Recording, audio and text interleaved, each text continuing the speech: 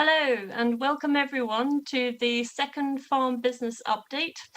We're delighted that you've joined us this morning, and I hope that you're going to have a really interesting and valuable takeaway from these speakers which we're going to listen to today. So this follows on from the first edition, Nuts and Bolts, which happened last week. And this particular area which we're going to explore today is about policy forward look. So raise our heads and see what's out there and what's happening. And we've got a really good 4 speakers to listen to today. And we're going to, as you can see on the screen there, we've got Sean Rickard, who's a fascinating and thought-provoking speaker. And he's going to be speaking for half an hour and then 10 minutes opportunity to ask questions. And the same format will happen with the other speakers. We have Anglian Water and Essex and Suffolk Water speaking, and then followed by Catchment sensitive farming, and finally DEFRA, and the opportunity to ask questions at the end for just 5-10 minutes. And the aim is to finish the whole update by 11:40.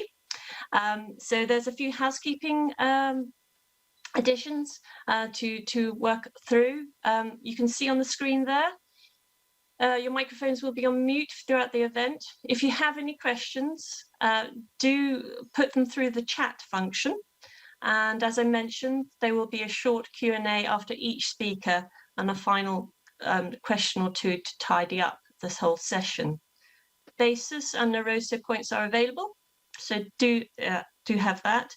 And finally, not only in advance to thank our speakers, but I'd like to thank everybody that we're collaborating today with, and that's Natural England, the Campaign for the Farmed Environment, the NFU, Environment Agency, and the CLA, as well as all the support from the water companies today. So absolutely delighted that you're here. Hope you find it useful and engaging. And if I can make my way towards our guest speaker, Sean Rickard. He's going to be talking about the challenges, opportunities and solutions for UK agriculture, which is like a huge subject, and I'm sure you could speak for a long time on it. But I've listened to Sean before, and he's very thought-provoking, and you always come away with something. And he's quite practical in his advice and comments, and we'll definitely learn something from him. So Sean, if you're ready, do you mind if I let you loose on everybody to listen to what you say? Thank you. Thank you, Caroline, and good morning, everyone. And I do have a lot to get through. I hope I provoke some thought. I hope I provoke some questions. And I think because time is short, without more ado, I will get going. And I think the first point I really want to get into your head is that we are really in quite a critical position with UK agriculture at the moment. You know, we're in a post-Brexit era. The government is, reassigning support. And of course, they're supposed to be placing agriculture within the context of what they call global Britain. And I'll explain a bit more, or the implications of that as I go along. What we do know is that really the government has no clear idea as to exactly what policy it's going to put in place for the agricultural industry. They talk in broad terms, but there's no details really. And what we are doing at the moment is focusing too much, in my opinion, on agriculture as a land manager and not enough on agriculture as a food producer. And I will explain as I go along how we, if we get this right, if we turn our attention towards producing food, we can actually deliver all the benefits that people want delivered in other areas. I would say this too. I believe that there are enormous prospects for the agri-food industry in this country with the right policy. I do not believe those prospects will be realised under current policy. And what I'm going to try and urge upon you in the next half hour or so is to adopt a mindset that's very different from that set out in the recent agricultural bill. I guess agriculture faces three challenges, and we need to put these against the background or the logic of Brexit. The logic of Brexit was to undertake free trade agreements with third countries. Almost every third country you can think of that Britain is trying to line up to do a trade deal with has very large agricultural sectors. There will be no trade deals with any of these countries, as indeed we've just seen with Australia, unless those countries are given access to our their agricultural industries are given access to our economy. And it's against that background, really, that I've raised these three challenges. The first is that we must go on raising our standards. We talk a great deal about food safety and farming operations. What we never talk about really are the working conditions and careers for those engaged in the industry.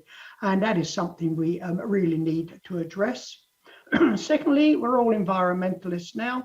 We realize that our industry, the agricultural industry, is in the forefront of this drive for sustainability.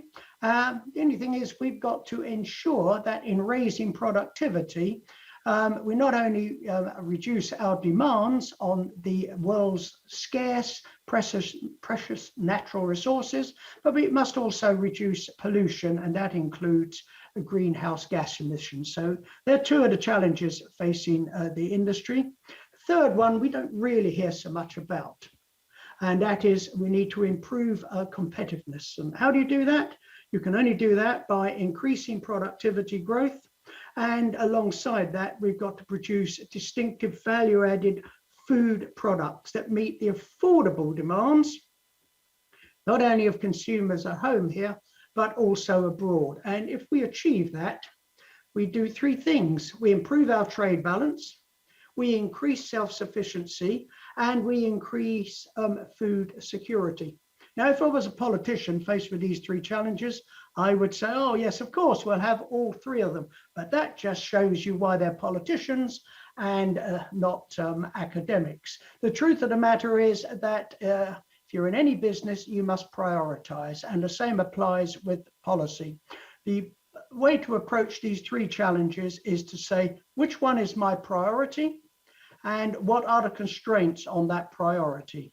And the priority must be improving competitiveness. If we deliver improving competitiveness, then we solve an awful lot of problems.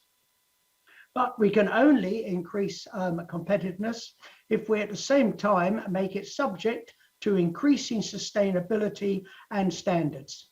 So we need to prioritize and we need to focus. And here's our problem. You know, government talk loosely about agriculture competing on world markets. Truth of the matter is the UK agricultural industry's cost base is far too high to compete with third country commodities. So the emphasis must be to avoid the long-term decline in agriculture inherent in rising imports from third countries. That's really what we are up against. We want to prevent the agricultural industry shrinking.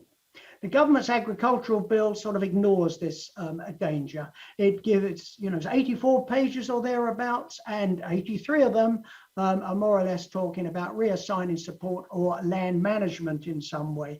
You know, they give priority to public goods, you know, planting trees, climate protection, animal welfare. You will search almost in vain. The occasional sentence, the occasional paragraph on competitiveness and the trade balance, but really there's next to nothing there on that.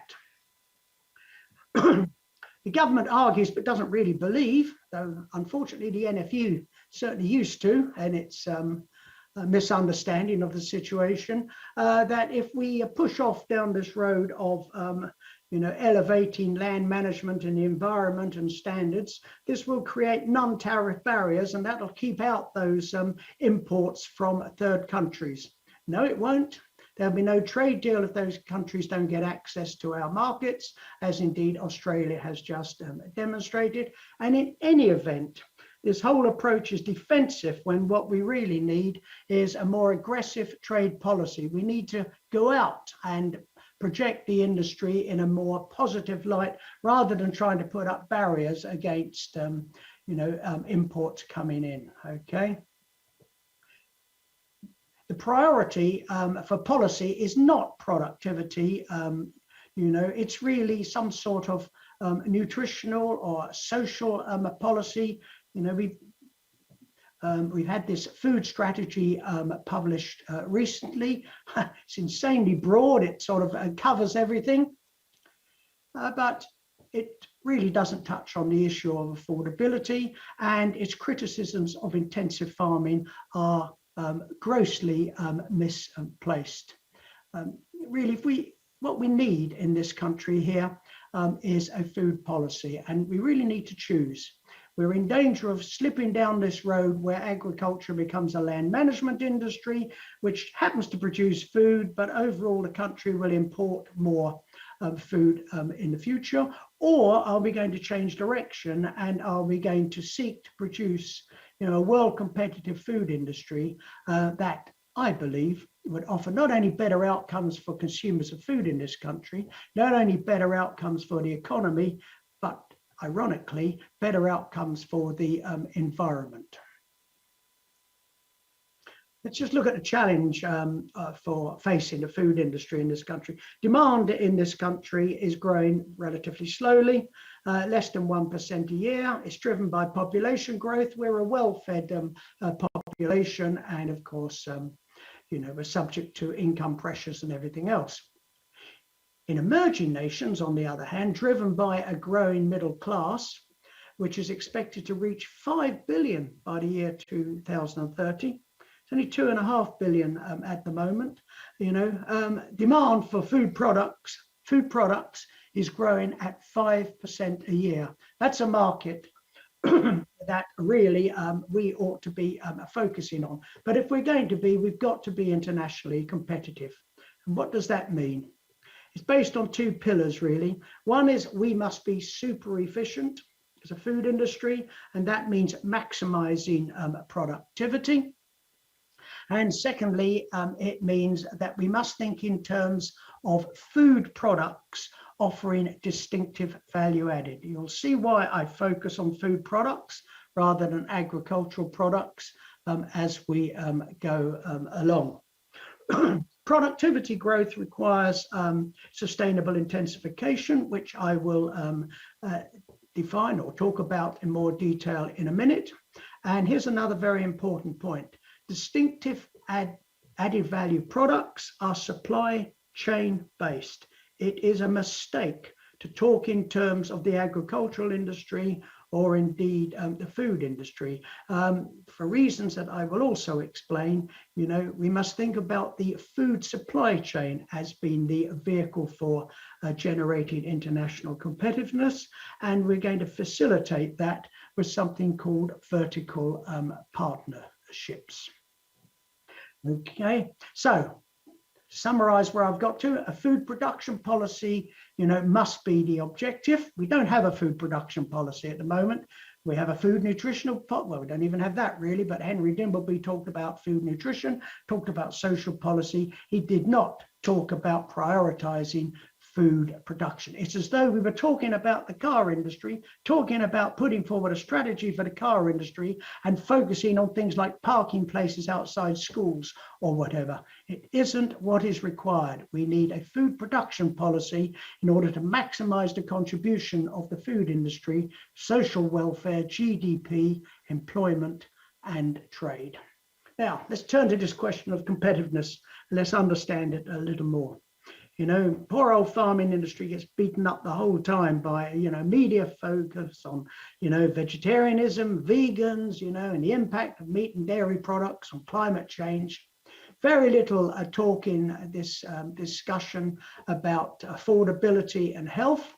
And what is, a crime really is as we move forward, we know science and technology will bring forward all sorts of solutions to these problems, and that's almost completely ignored in this debate. It's we look at the situation today and say, oh, we've got to change this. We don't look at how it might change with the benefits of science and technology.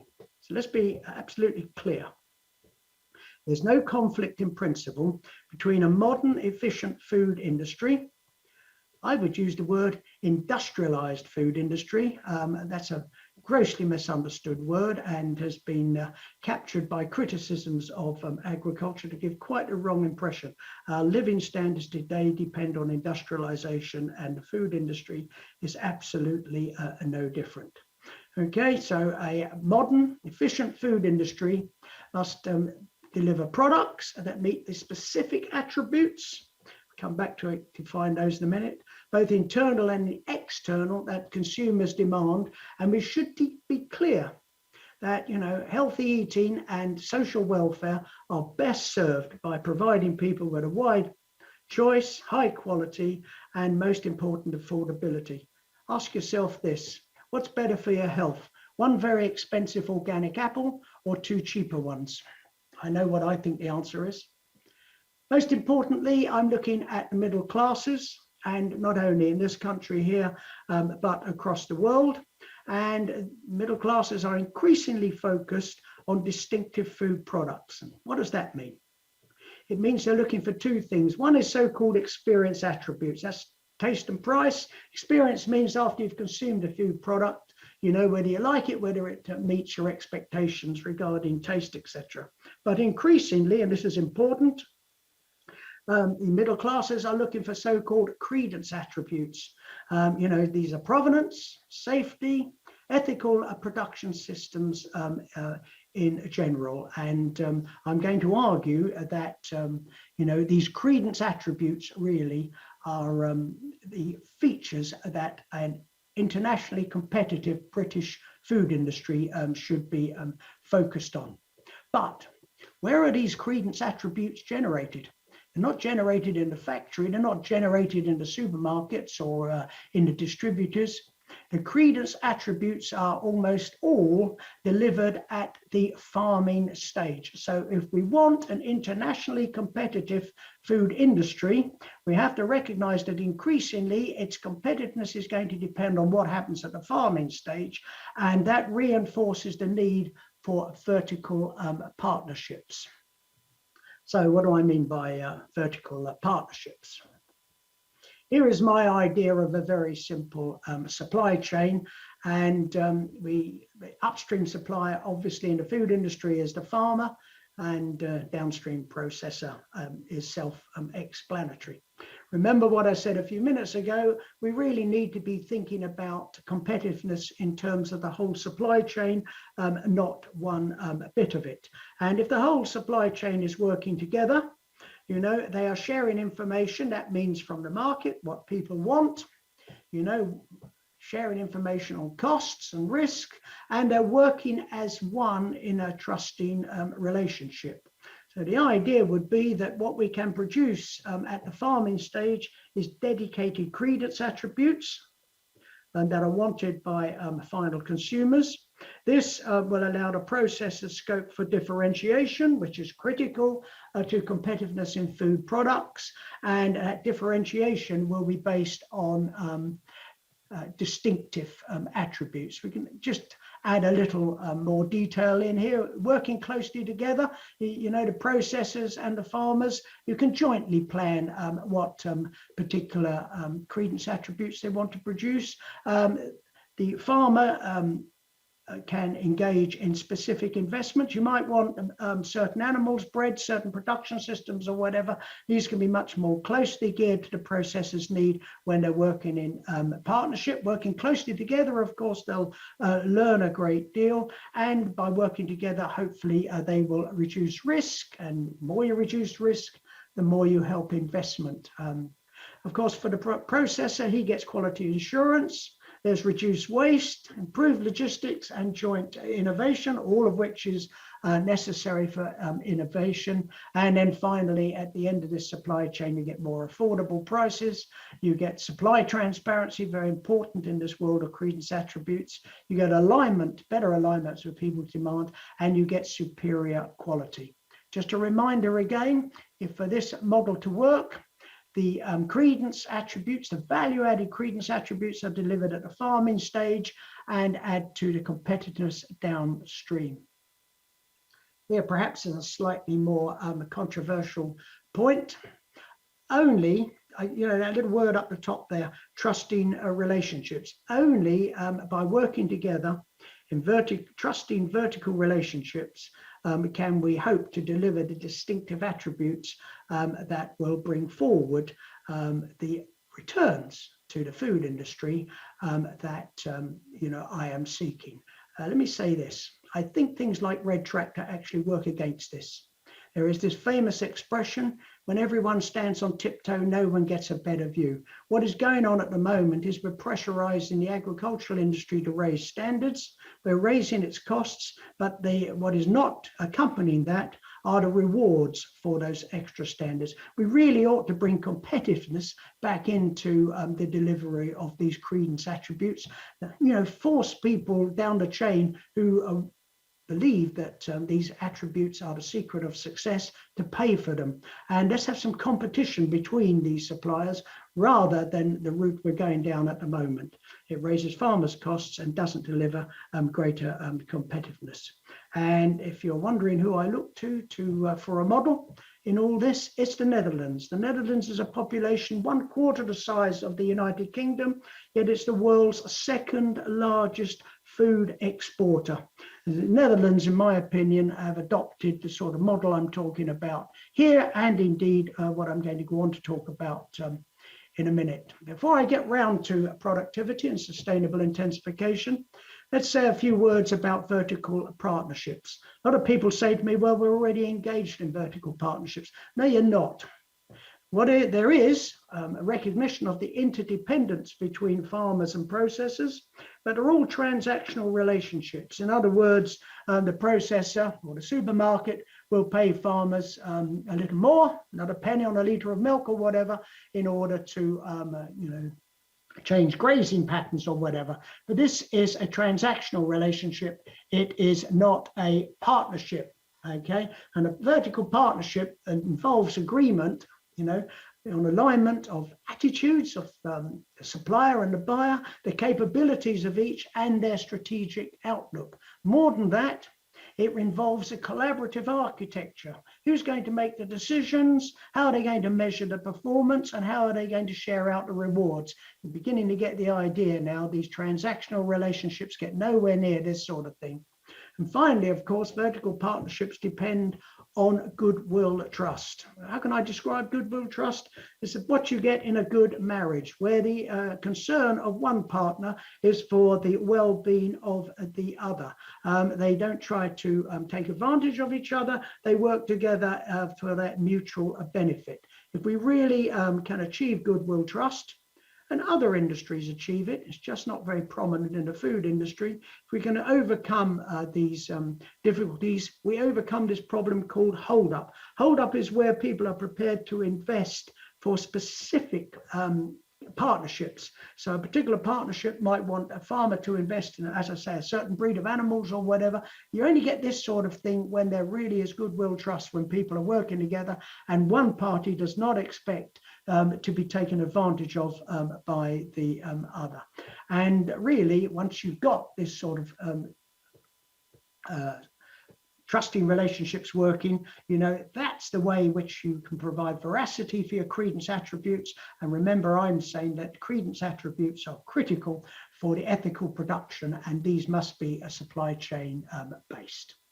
Right, let me move on because time's against me here. I want to talk about sustainable intensification. I said this was the other side of being internationally competitive.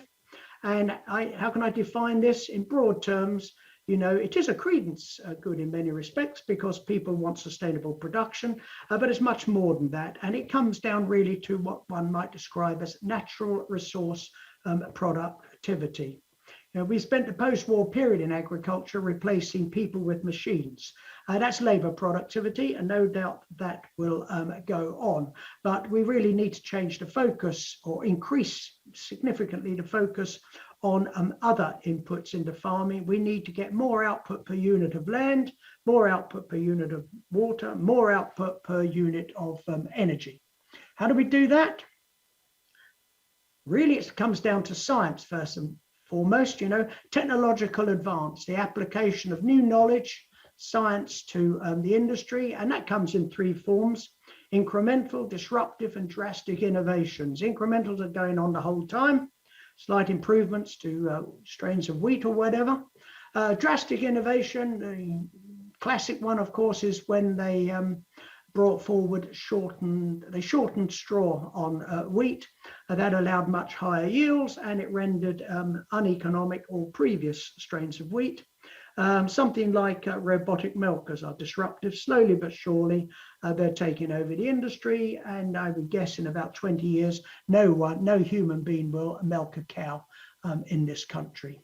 What I need you to understand is that really, this is where we are now with agriculture, is all part of this fourth industrial revolution. The fourth industrial revolution combines biotechnology or agrobiotechnology and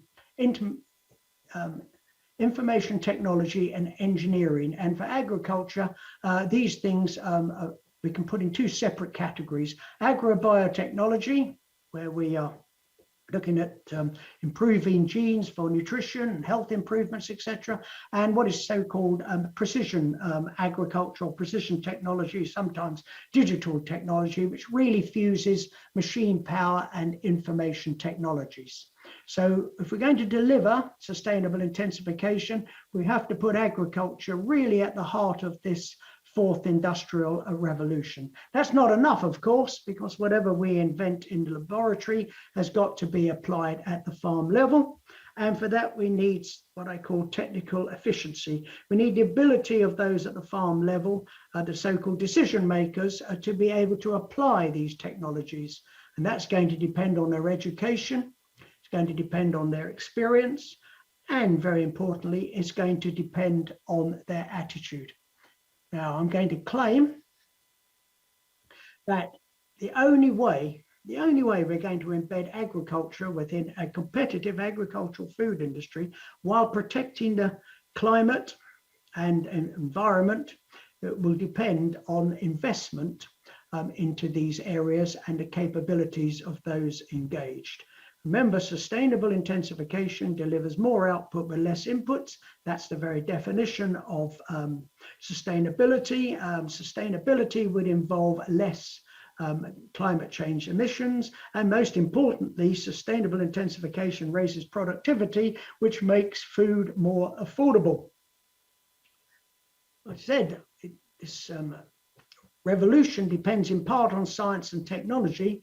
It also depends on the capabilities of people.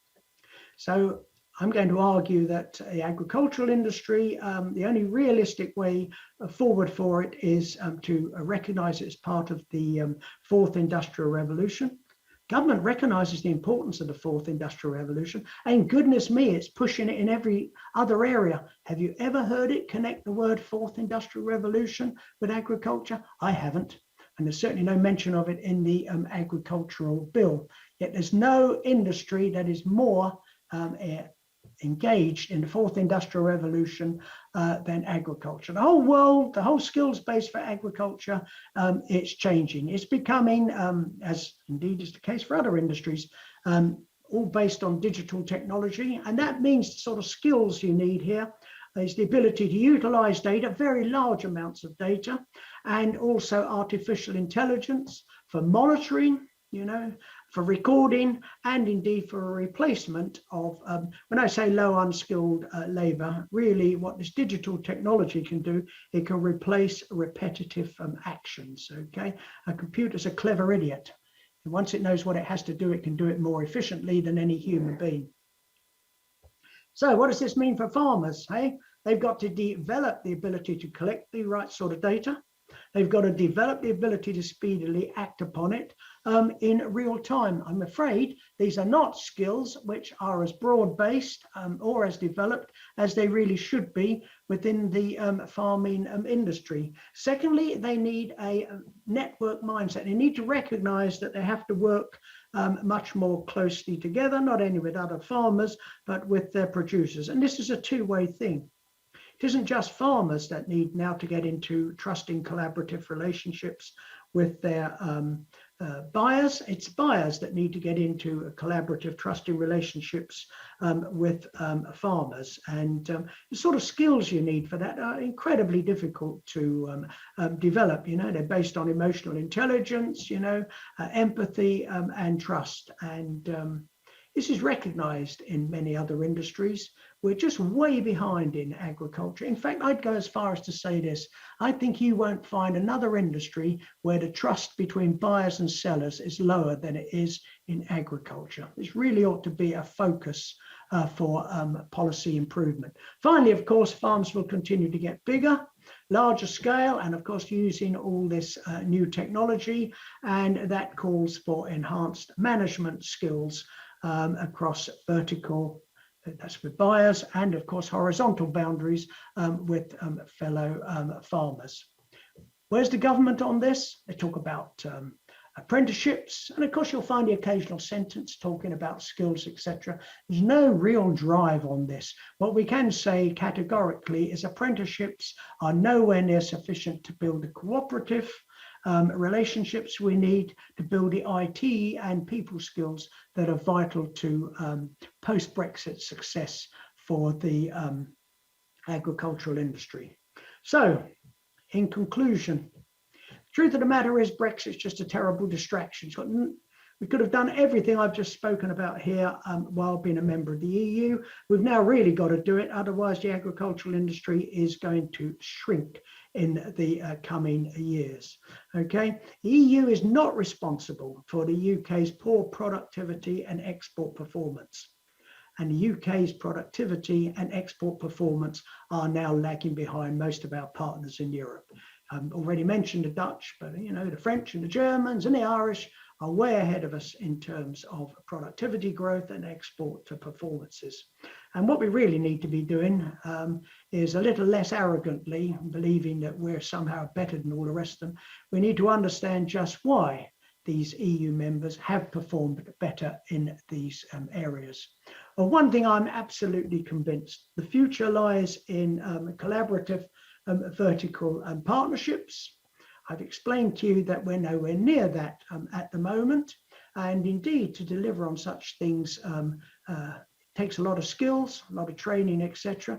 But in this world that agriculture is moving into, of more complex technological advances and the need to align food products with increasing consumer demands for credence attributes, all of these things point towards collaborative partnerships. I've no doubt at all that the ability, the skills are there or can be honed in this industry, but unless we recognize what we need to do and recognize our faults, we haven't got a hope of delivering on it. Okay, and finally,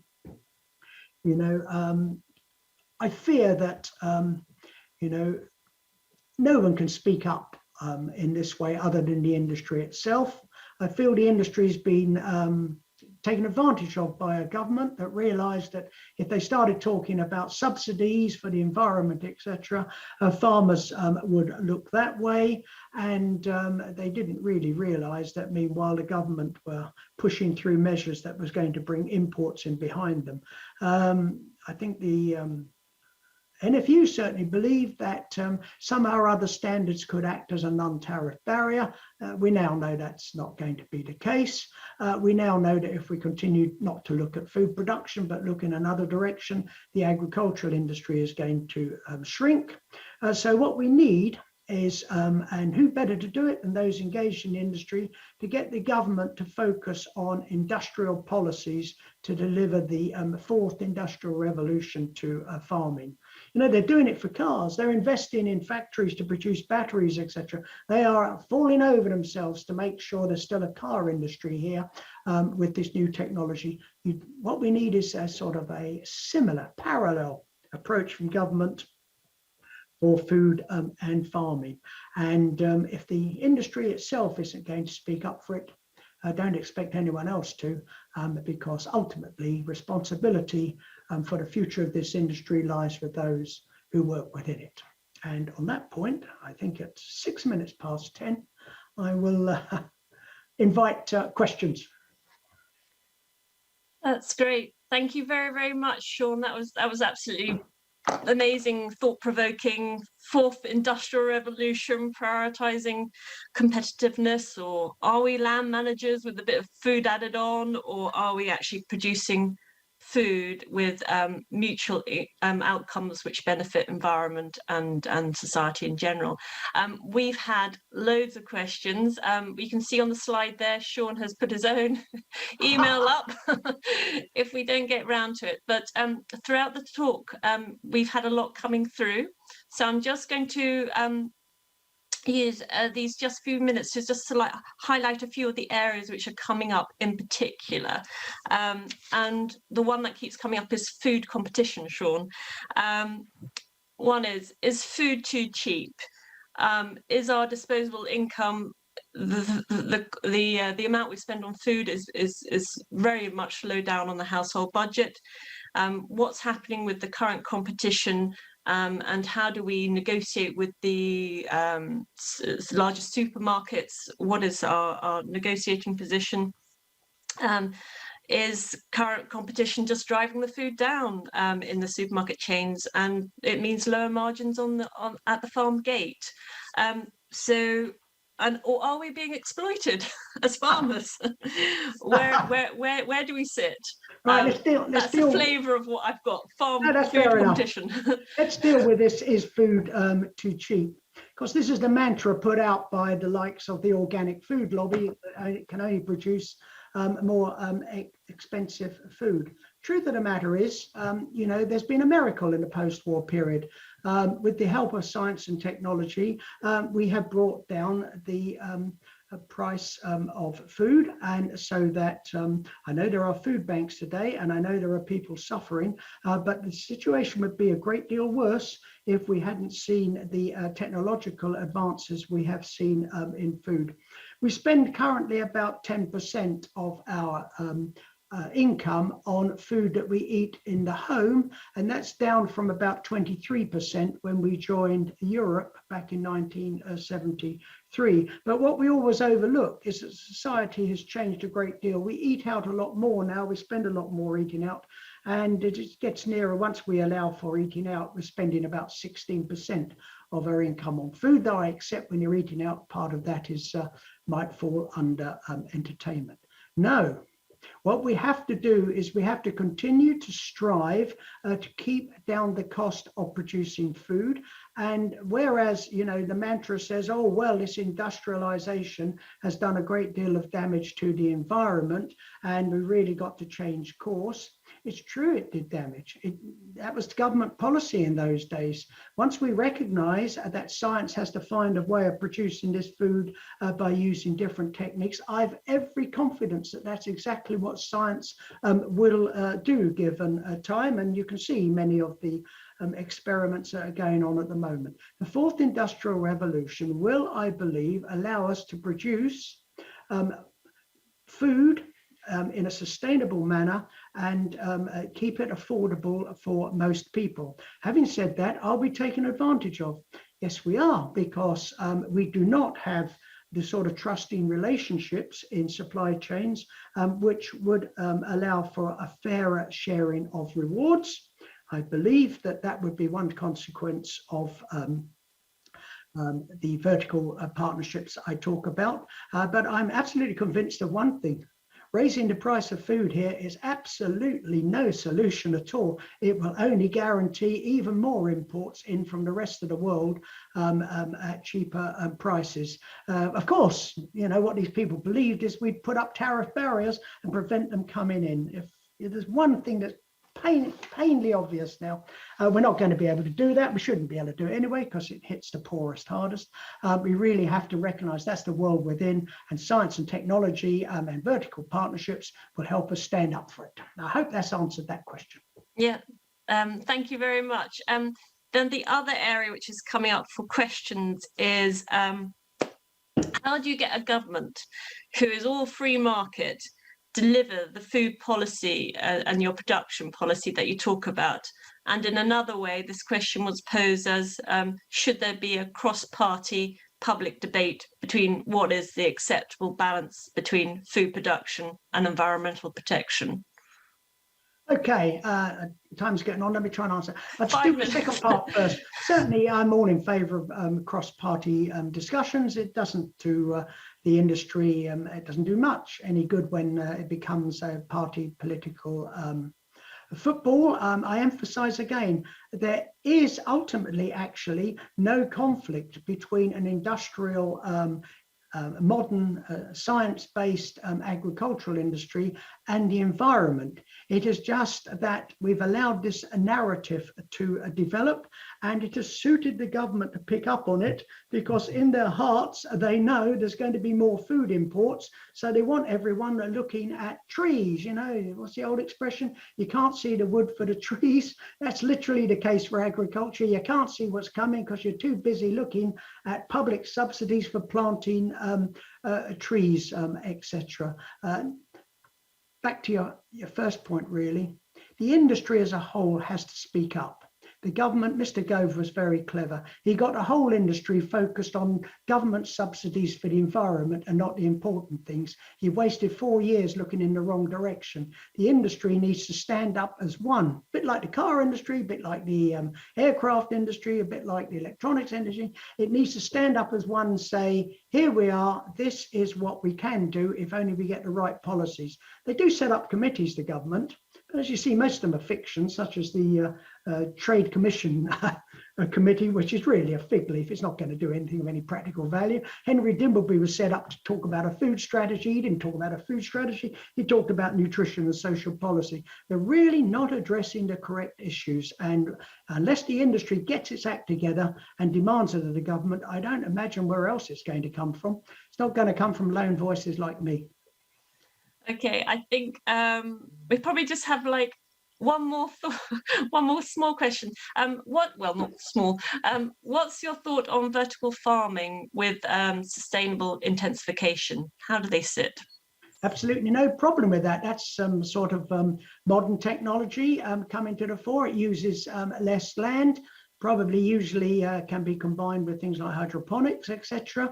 I'm all in favour of these technological solutions to solving our problems. And remember this, the more intensively we use the land, in other words, the more output we get per hectare of land, the more we release land for environmental purposes, for growing trees, for recreational. Really, intensification is the saviour of the environment, and we should wake up to that and stop allowing those who've got a vested interest to argue a different case to dominate the debate.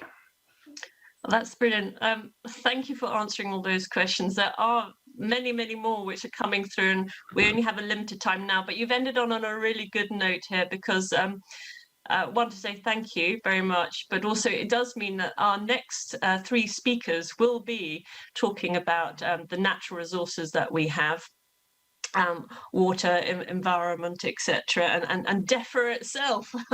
So as I say to everybody, they can ask questions at the end of each individual speaker, and then we go on to final question at the end to round up the whole business update.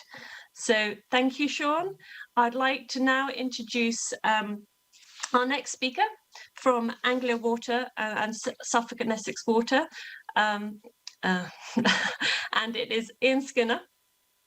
and he works with farmers and other partners on the River Waveney and River Bure Trinity boards and Loudon, Frinton Lake catchment areas. So Ian, if you're ready to go ahead with a few words of your water company update, that'd be brilliant.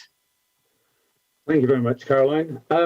Well, that's a hard act to follow, Sean. And I was the one that suggested that we have you as a speaker, so I didn't know I was going to be following you.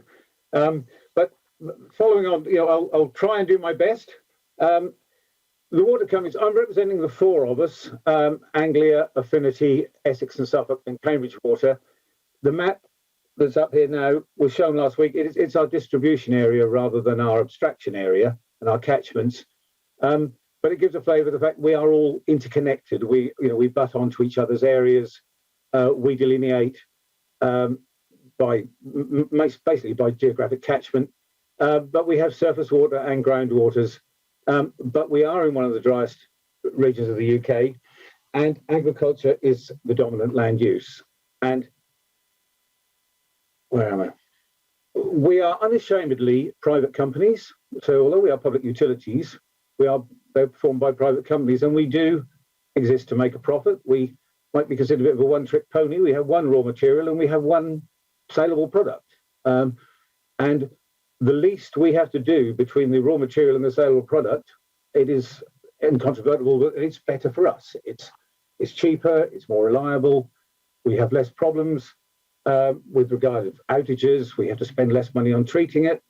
And the reliability of supply is good. And this gets passed on to our customers. The lower cost of production, the less we have to charge. Our regulators are happy, and that's Ofwat, the Drinking Water Inspectorate, the Environment Agency, and the commercial penalties against us are also reduced. So, as well as investing in the technology at Treatment Works, we have a vested interest in working with the suppliers of water, and the suppliers of water, by and large, are farmers. Nearly all the water that comes into our catchments either drains through or runs across land, which the majority of which is farmed to some degree or other. And consequently, it's in our own interests to work with them to make sure that what they do and how they farm maximize the amount of clean water that's available and minimizes the amount of product that they apply coming into our catchments, either in solution or in suspension. And with the exception of pesticides, it has to be said that nitrates and phosphates and sediments are natural products, probably not in the quantities that we see them, but they do exist, and they'd exist even if farmers weren't applying them. It's how we can minimize the amount that get into our supply areas and maximize the quantity. So we can do a range of things, but generally on our farms, we tend to concentrate on the three areas. There's that which farmers do in the field, and we can probably help sometimes by slowing the flow off of the fields, making sure the sediment doesn't come with it, giving it time to percolate in. So whether that's buffer strips or if they're livestock areas, making sure that cattle don't stand in the rivers or they can drink differently, pumps to water troughs and stuff. There's also, and that's probably more the diffuse pollution, there's the more point source things which comes from yards where there's a specific operations create specific sources of runoff or pollution, and that can be manure management, muck heaps, pesticide preparation areas. And there are various things, engineering solutions you can do and infrastructure improvements which can minimize, reduce or completely eliminate any of these products leaving farmyards. And we are quite happy to help fund capital improvements where possible.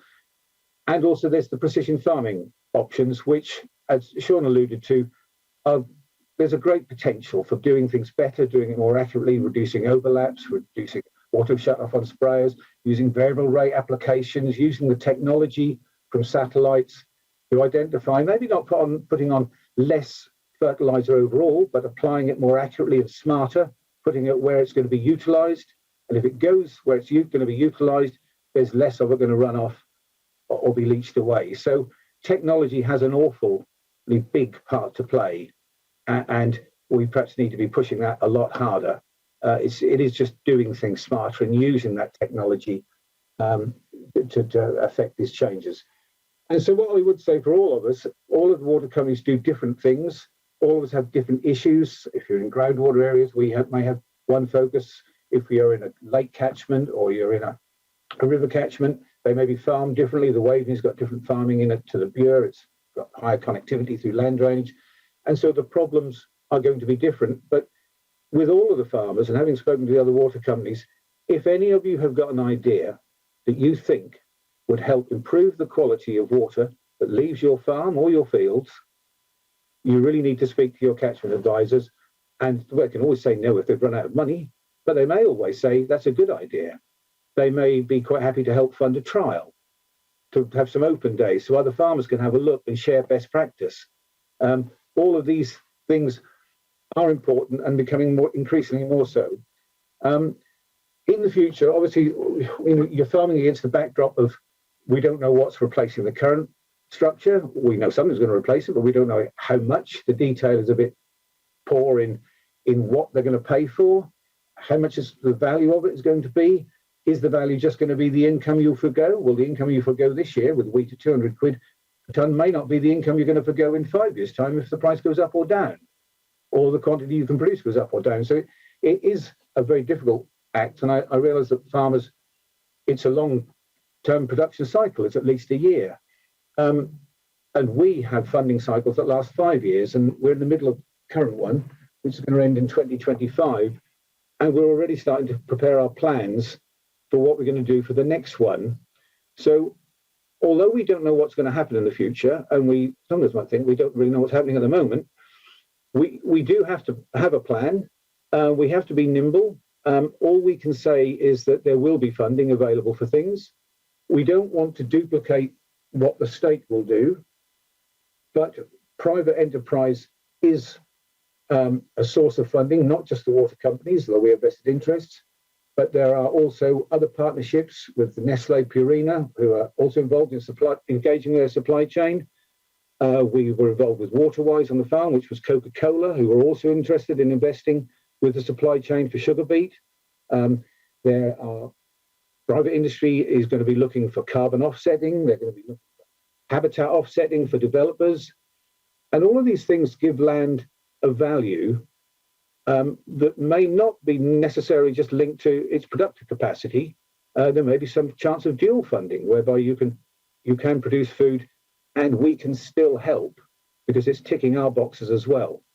So all I would say really is, please get in touch with your catchment advisors. If you've got any ideas, or even if you haven't got any ideas, just ask us if there's some funding available, and there may well be. We might be more niched and more targeted for specific sub-catchments, but if you don't ask, you won't find out, and we'd certainly like to engage. I think the next slide will have the details of us. It doesn't matter if you got in touch with any one of us and you weren't in our catchment, we'd put you in touch with the correct people. But all of us, as I say, have funding available for doing some work with farmers, and we're all keen to engage. And so get in touch with us. That's great. Thank you very much, Ian. That was very useful to find out where you are in your funding cycle and that you don't really know what's happening with elms, which is like a common thread. Perhaps our DEFRA speaker will help us both. And that is really, I think, what I take away from your talk is how much more collaborative we have to be, and you have to be with us because we supply the water. And perhaps we can, as much as Sean's fourth revolution, we can have a sort of a new reset of how this public-private shareholder profit debate between water companies and doing public goods can work in the future. I think it's I think it's a way to look at our relationship with you in a different light, because we're all wanting the same end goal, hopefully. Well, thank you very much, Ian. And we're going to go, because time's slightly, oops, I just had one question, actually, if you don't mind. Just, how do you see soil health management for water? Well, it's integral to everything we do. All the water that we get is either run over soil or run through soil, and the ability of the soil to hold on to its nutrients and hold on to water, it is crucial. And soil science is something we probably don't understand quite as well as we ought to. And the water companies are always keen to help, to help fund research or advice into managing soils better. Brilliant, that's good to know. Just unmuted myself. So thank you, Ian. Do stay with us until the final questions, which are later on at 11:30. I'm going to move on to our next two speakers. They're a double act, Rebecca Inman and Anne Ramsey. I personally know Rebecca very well. She's a stalwart in Essex of flag, and there's not a tree that hasn't been planted without her knowledge somewhere on our farms. And by the same token, I would say that Anne has the equivalent up in Norfolk and Suffolk. I hope that's right. But obviously you work together with farmers, you help us with the applications for grant funding, you make sure we do it in the right way, and you see the benefits as much as we do of all the habitat that has been created and the conservation that's been encouraged, as well as improving the water quality in those catchment areas. I know that's a very brief introduction, but I think we all know you, we all value you, but I'm going to let you speak. But first of all, it's going to be Rebecca, then followed by Anne, and we listen with interest. Thank you. Thanks, Caroline. Yes, I'm just really going to give an update on what's going on with countryside stewardship at the moment. So I want to put up a sort of slide really of all the basic sort of key dates that are coming up that's really important to sort of to be aware of. Obviously, we've got BPS opening on the 15th of March, so that's obviously a really important date to be looking at, with the close on the 16th of May. Yesterday was the opening date of countryside stewardship. It was a very low-key launch, because it had some problems with it, unfortunately, and it quietly sort of went away a little bit. So I would say that if you're interested in countryside stewardship, give it a week before you trawl the internet, because not all the information is quite correct at the moment. But it is open, and you'll notice if you go onto your RPA portal that you can download applications and have a look at what you need to do and get the information. So the other dates that are important are the opening of the sort of capital claims. Now, capital claims is something that you can do all year round, but if you're starting a scheme and you have just accepted your agreement for this year, you need to make a claim this year for your countryside stewardship. Now, this is something that people unfortunately have been missing out on, because they don't think that they need to make a claim so quickly after they've got their agreement. But you do need to make a claim for your revenue payments this year, same time as your BPS. It opens in March and it closes mid-May. So it's very important, even if you haven't got things in the ground, that you make a claim, so long as you're expecting to put those things in the ground within the first 12 months of your scheme. So that's really important to remember, that you make a claim this year if you've just started your scheme this year. Everyone else should be making a claim as well, but they're used to it. So we've also got higher tier applications open, and that closes the 29th of April.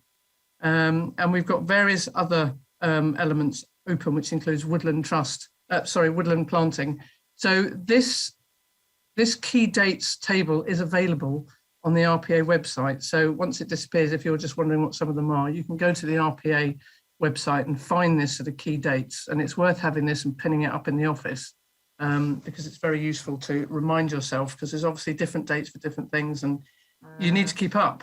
Now, the main thing with countryside stewardship this year are the payment rates have been reviewed.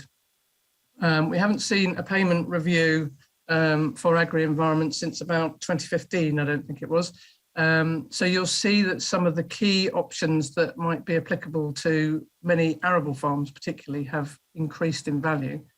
So, for example, flour-rich margins and plots, which is quite a common option that's chosen, has gone up from £539 a hectare to £628 a hectare. So they're sort of welcome increases, some of these payments. They're not all the 30% that has been advertised from DEFRA, but they're a good increase for some of them. The winter bird food hasn't shifted at all. I think that's because it seemed to be a reasonable payment already. But as you can see from this table, there are various increases. This isn't the whole list. There are others, but I've just put up the ones that are probably the more common options. Now, you will see that a couple of them have actually gone down. The basic overwintered stubble has gone down from £84 to £58, but that will only apply to people who are going to get an agreement as of January 22. If you're in agreement previously, so if you had an agreement last year and the year before and you're still in an existing agreement, you will stay at the £84 a hectare rate. You won't see a reduction in your payments. It's only for agreements going forwards. The Brassica fodder crop option is going to disappear altogether to new applicants. So that won't be available going forward, but it will still exist if you've signed up to it already. So those are important points to sort of recognise that there have been some changes, and you will automatically be paid those changes as of this year. So the other issues are for farms who are in HLS, so the old ELS HLS agreements that are expiring. You will be, or you should be, invited to roll over for 1 year. So you should be approached by a Natural England project officer so that you can continue to just run that agreement for another year. You could, if you wanted to, not accept that and swap into countryside stewardship if you feel that there are other options that are going to help you deliver more on your farm in terms of benefiting your crop rotations and the environment. If you're in a countryside stewardship agreement and it is expiring, you will be offered a mirror agreement, which will last for 5 years. So that's effectively just continuing exactly what you're doing. The idea is that you should be able to swap into elms as and when that comes on stream fully. If you want to move across, because you see that as beneficial, you can move across without any sort of penalty. Now, what you need to remember with the HLS is that it still sits under EU regulations, whereas countryside stewardship schemes will sit under domestic regulations. So there are reasons why you might want to swap into the two schemes. So it's worth getting some advice just to look at what's the best, both financially, swapping over, or staying with what you've got already, or looking at new schemes and seeing what's available. The capital works, which is still available within mid-tier, are capped at £120,000. So obviously that will fund considerable capital works on the farm. But there's a limit for air quality and water of 50. That's the limit for air and water, and 50,000 for boundaries. But that will do quite a lot on any farms. There's also the standalone capital grants that you can do alongside your other schemes, or just do it on its own without entering a full mid-tier scheme.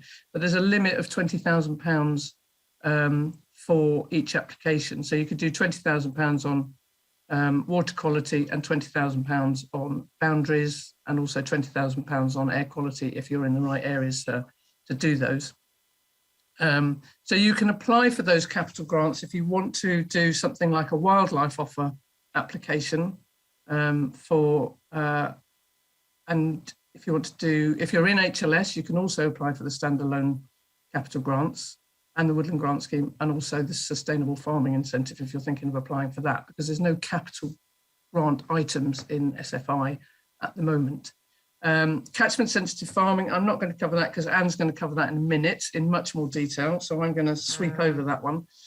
But just to remind you that the the whole premise of the scheme is looking at the options and getting them in the right scale in the right place. This is not just a sort of form filling exercise. It's there to really sit alongside the farm business, sit alongside the vital job, as Sean said, about food production.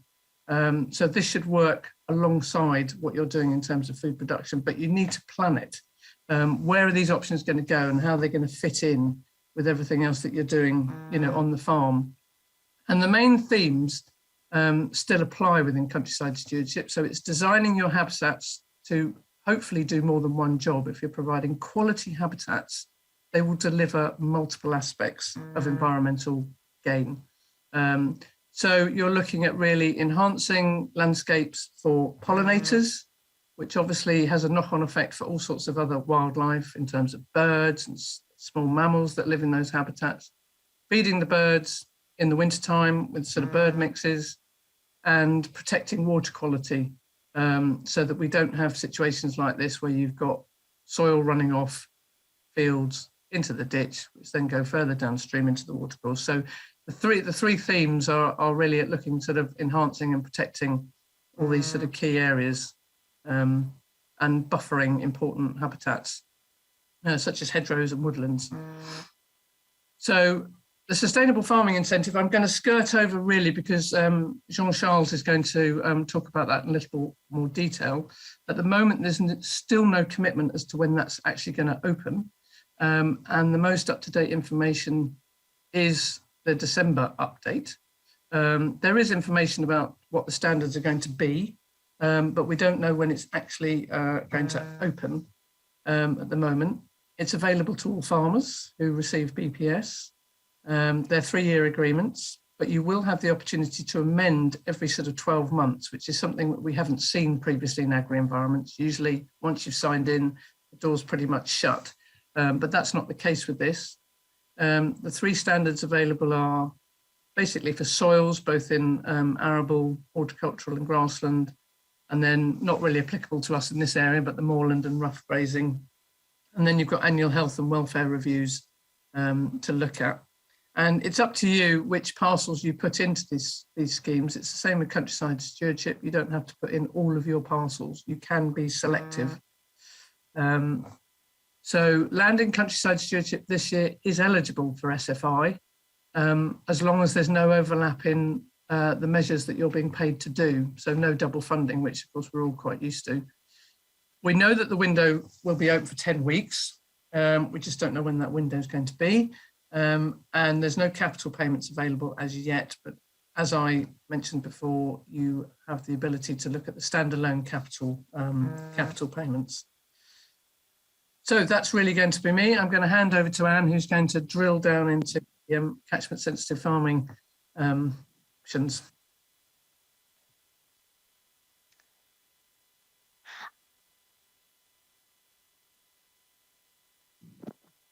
Okay, Anne. Thank you, Rebecca. So yes, I'm Anne Ramsey. I'm the River Basin Coordinator for the Catchment Sensitive Farming Programme in North Anglia. So that's covering catchments in Norfolk and Suffolk. So firstly, I just wanted to have a quick overview of catchment sensitive farming. So many of you will have been involved in the project previously, but for those who haven't, CSF is a successful partnership between DEFRA, the Environment Agency, and Natural England. The programme started in 2006, and over time it has expanded both in geographic area and in consideration of the pollutants. So we now support farmers to improve water quality and air quality, and in some areas, natural flood management solutions. So CSF supports sustainable farming practices to improve environmental outcomes and contribute to nature recovery and reduction in carbon emissions for farming by providing free expert advice, training and support, improving soil health, implementing better nutrient and pesticide management. So the solutions that CSFOs are looking for are really based on the source pathway receptor model, reducing the source of pollution, such as sediments or pesticides running off from fields or in farmyards, breaking or slowing that pathway of the pollutants to the water body, as well as protecting the water body from the pollutants themselves.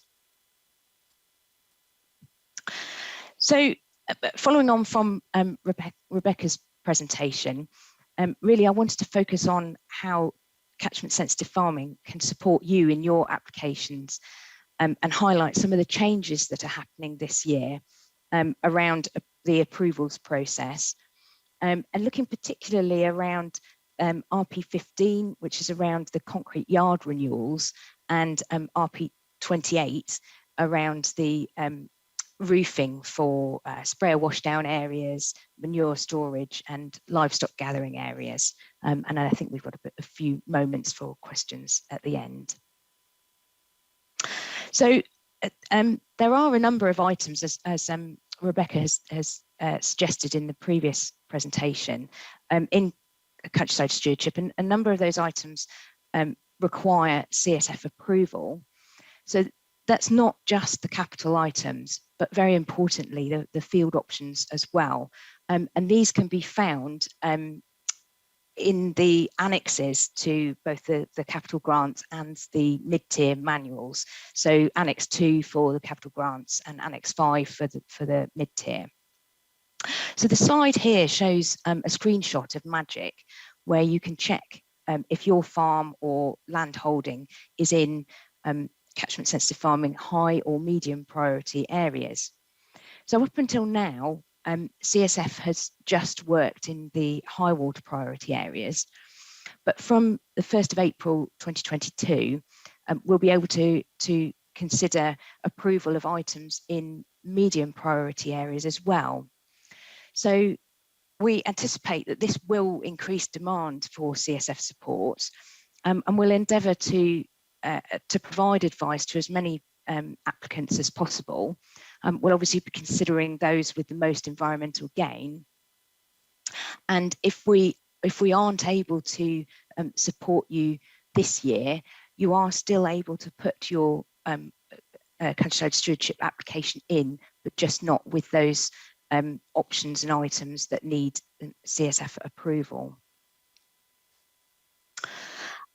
So Rebecca's obviously already gone through a lot of the key dates for countryside stewardship, but I really wanted just to highlight the 20th of May, which is the last date that you're able to request catchment sensitive farming support for countryside stewardship mid-tier applications. So this gives us sufficient time to work with you in developing the best suite of options to reduce the risk of pollution. So that's about 10 weeks from the 20th of May through to the 29th of July, which is the last date for submitting your applications. Oops.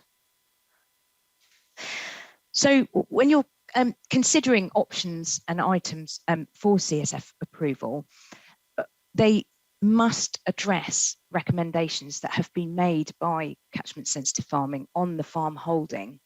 So they will either improve water quality by reducing diffuse water pollution, or improving air quality by reduction of ammonia emissions, or reducing flood risk by using natural flood management measures.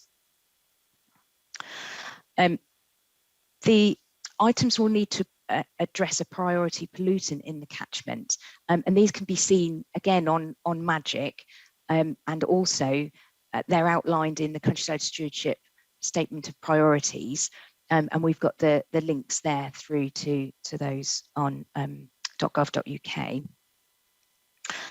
And again, it's important to consider that the source pathway receptor model, that the options will need to address a risk of a pollution that could negatively impact on a water body.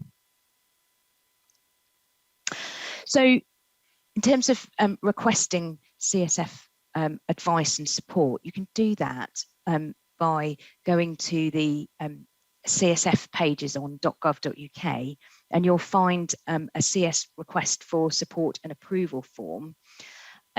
So there are two elements to the form.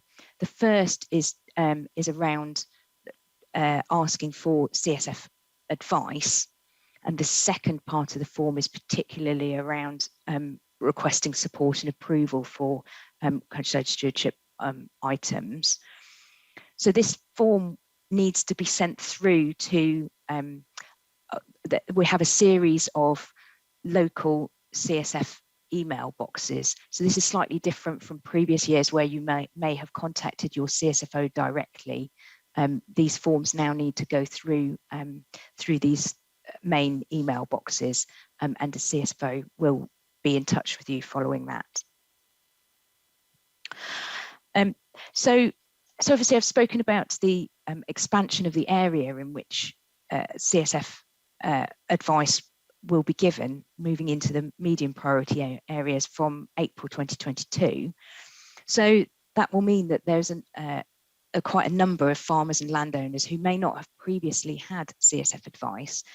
And in the first instance, if you would like advice, if again you email the CSF email box with some basic details around the land holding and the type of advice that you're looking for, the local CSFO will contact you and have an initial discussion about your farm business and the priorities in your area. And then we'll work with you to consider the most appropriate measures to put in place to address environmental priorities. And these discussions may take some months and years to work through.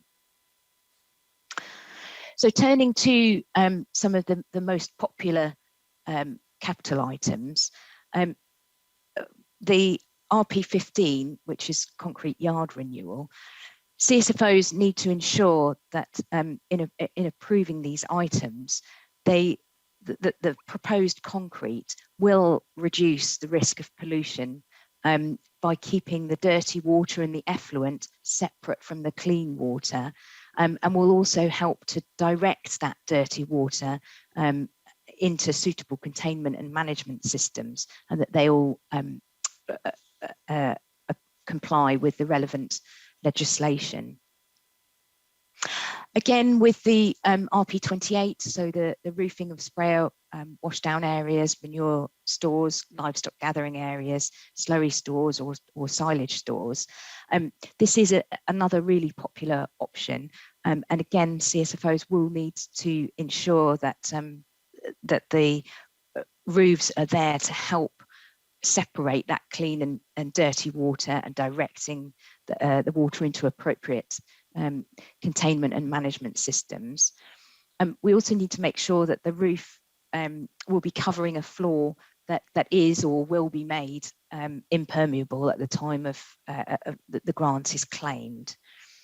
What we can't use the option for is to enable sort of expansion and intensification of the enterprise, or covering heaps or manure or silage in fields. And we also need to make sure that the applicant can demonstrate that the EA has confirmed the structure is compliant with SAFO regs, or that the applicant is working and with the Environment Agency following guidance to make sure it will be SAFO compliant by the time the grant is claimed. So really now is the time to be sort of thinking about the options and items that you might want to get CSF support for. So a reminder that the last date for support, for asking for support is the 20th of May. And that sort of a number of bullet points there, just, starting to think about the pollutant. Is that is it a priority in your catchment area? Has CSF already provided recommendations around those options and items that will enable environmental gains. And yeah, again, making sure that you're planning well in advance. So thank you very much. That's great. Thank you very much, Rebecca and Anne. And I hope, Rebecca, you'll be able to give us that sort of like calendar of dates and deadlines that we've all got to remember, and also the options and items that we might forget. But I mean, I've got a few questions which have come through for both of you, Anne and Rebecca, and quite a few of them are quite specific to the questionnaire. And but I would say that you are available. They can contact you directly if you are for Anne, for Norfolk and Suffolk, and Rebecca for Essex and the rest of the world.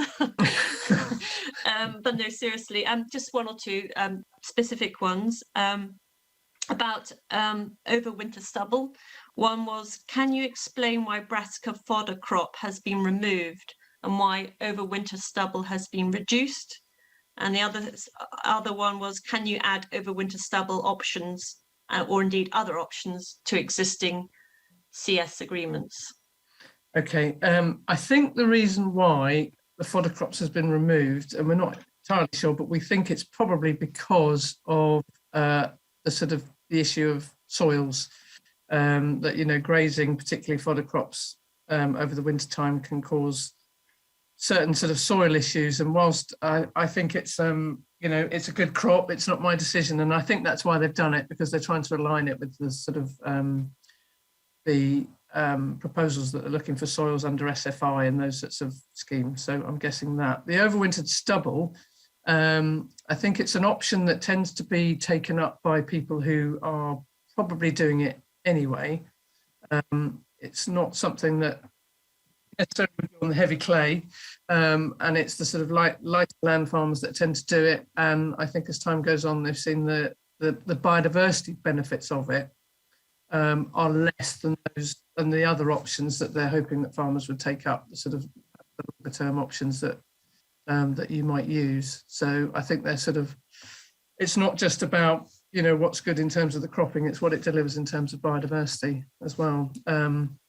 And in terms of adding into existing schemes, no, you can't. It's very difficult with the sort of previous schemes to sort of add in. The SFI is going to be sort of a transformation for us all, because that is going to be annually viewed, which you can then add, amend, move up various sort of tiers within the standard. So there will be, you know, opportunities to make those changes. So it's going to be much more flexible. But at the moment, countryside stewardship, it's really sort of closed in terms of adding. Okay, that's great. I just have one more question, then we'll go to our next speaker, and then any other questions that people might have, do contact Anne and Rebecca directly. An early one was, if we entered the CF agreement last year, do we need to claim again, or can we add to our CS agreement this year and add a new area such as AB8 or AB9?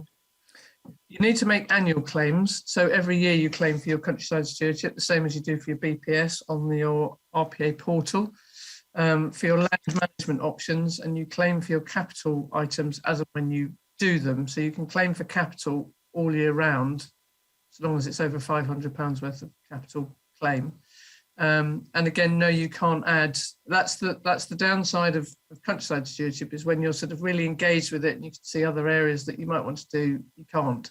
But as I say, you know, there will be opportunities to run SFI alongside it as that emerges, with sort of various elements. You can run it alongside. Great, thank you very, very much. So we have, and if you can stay with us until the final questions, you might be have a question there. I would like to now go into our final speaker, and that's Jean-Charles Abid, I think that's correct. Correct me if I'm wrong. From DEFRA. So he's a senior policy advisor working in DEFRA on, as he quote unquote, all things subsidy. It's good that you've got a sense of humour up there, but that means in your book, ELMS, the Subsidy Control Bill, and you've been working on a cross-government basis with lots of different external stakeholders to help shape our post-Brexit subsidy control regime. So you definitely are the one that we can learn so much about what the government's thinking and how we in the industry respond to all the demands and challenges we face, which Sean has also mentioned at the beginning. Rebecca and Anne do the sort of the groundwork and alongside with the sort of like the private sector. So giving you the final slot to listen to what you say, Jean-Charles. Thank you very much, Caroline, for that very kind introduction. Yes, so I know that most of your listeners have been waiting for this, so I will crack on because we've got a lot of ground to cover. Can I just ask you to, for the next slide, please? So this is what I will be aiming to cover. So the introduction to agricultural transition, the changes to direct payments, environmentally sustainable farming, available farming schemes, changes to regulation and enforcement, and then finally, engagement and communication. Next slide, please. Yep, that's perfect.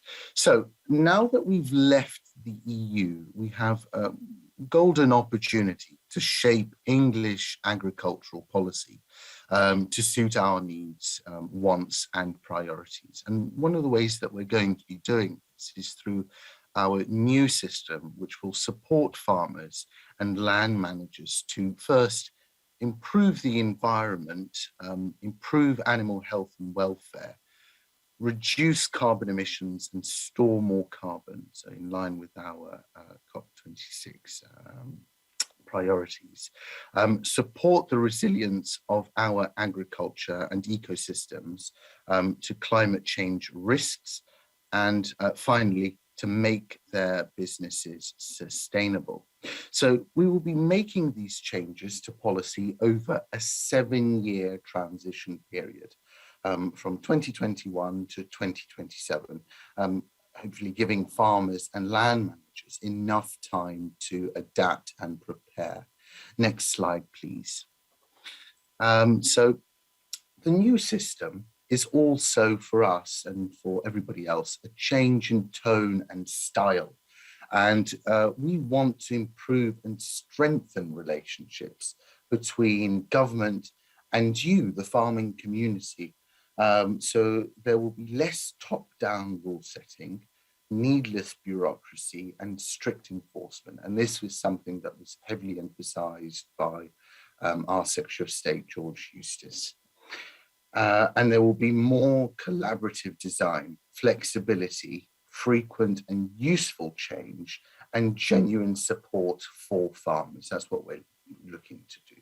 So our guiding principles for managing the transition are to co-design things with people who need to use them, and also to help to do the right things for their business, the climate and the environment.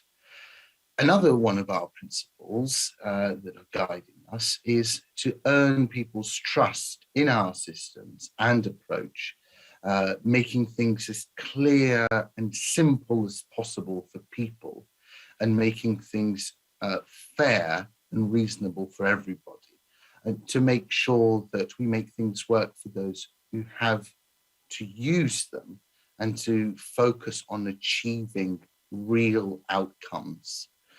Next slide, please. So, as described in the Agricultural Transition Plan that was published in November 2020, and if you haven't looked at that, it's on gov.uk, and updated in June of last year, we are introducing three, no, can you go back to the, thank you. So we are introducing 3 environmental land management schemes as part of the transition. And here is their timeline. So we've been conducting tests and trials on the schemes since 2018, and these will continue throughout the transition period. So the first sustainable farming incentive pilot agreement will start this year. So then next year, we will start to roll out our core elements of the sustainable farming incentive. So expanding those elements until we have the full offer available in 2025. So quite an exciting time. So the document published in December and our presentation here hopefully provides further details on this. So importantly, we are running countryside stewardship and sustainable farming incentive in parallel. And both are open to new and existing scheme agreement holders. So new countryside stewardship agreements can be applied for until February 2023, with the last agreement starting on the 1st of January 2024. So we want to give farmers the flexibility to decide which schemes are right for them. So we encourage people to look at both offers, so the sustainable farming incentive and the countryside stewardship, to decide what combination of things they want to do on their land. And local nature recovery will be focused on delivering the right things in the right places. So based on locally developed plans, such as the local nature recovery strategies, we plan to start a phased rollout of the scheme from 2023. Land recovery will focus on the delivery of landscape and ecosystem recovery through long-term land use change projects. And we will be launching at least 10 projects of this kind between 2022 and 2024. And all three schemes will be fully live from 2025. Next slide, please. So as we've just discussed, so one of the biggest changes is the phasing out of direct payments. This means reductions will be made to basic payment scheme payments from 2021, and then to de-link payments when these replace BPS. Money saved by direct payments reductions will be directly reinvested into English farming and agriculture through our new schemes. The government has committed to provide the same cash total to the sector in each year of this Parliament. Phasing out will start from scheme year 2021. This will be done gradually and fairly. Those in receipt of the highest payments will face the biggest reductions. So the last payments will be made for the 2027 scheme year. Phasing out the payments from 2021 to 2027 will allow those in receipt of payments sufficient time to make changes to their businesses and to get involved in our agri-environment and other schemes so that they can be supported and remain viable without direct payment subsidies.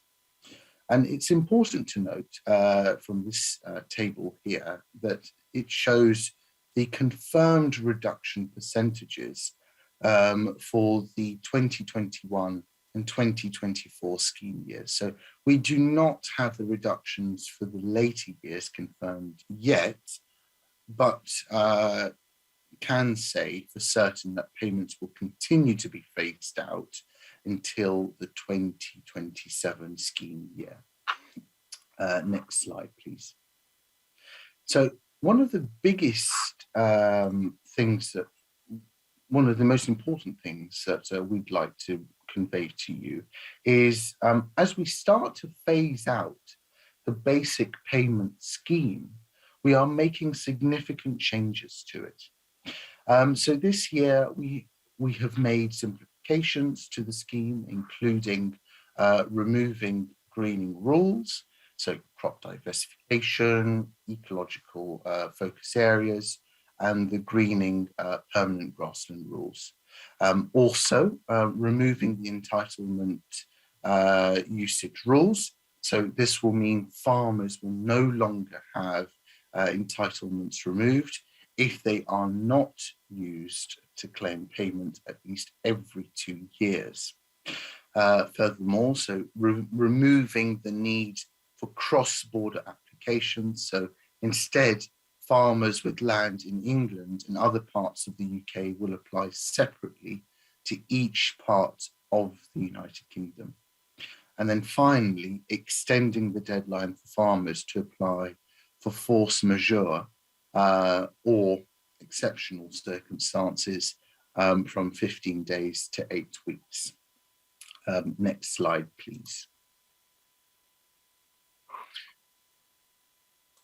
Oh, yes, we are. So as we phase out direct payments, we plan to replace the BPS with de-linked payments, as we previously described. Hold on, are we on the right slide? Can I just check? Yes, we are. So, apologies.